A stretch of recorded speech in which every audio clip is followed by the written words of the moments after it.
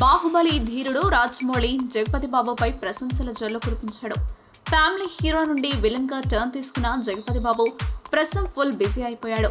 Stylish villain గా Tollywood, Kollywood, Mollywood ఇండస్ట్రీలలో రాణిస్తున్నాడు. Villain గా turn తీసుకున్న తర్వాత తొలిసారి పటేల్ సార్ అనే మూవీతో ఈ రోజు ప్రేక్షకుల ముందుకు వచ్చాడు.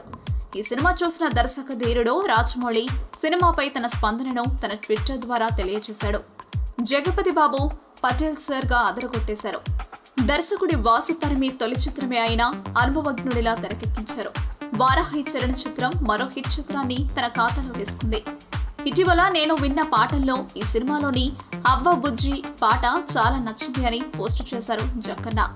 సాయి కొరపాటి నిర్మించిన ఈ చిత్రానికి వాసుపరిమి దర్శకత్వం వహించారు.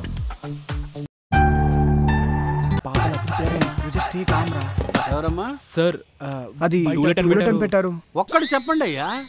అది టూలెటన్ కింద పెట్టారు. బ్యాచిలర్సా?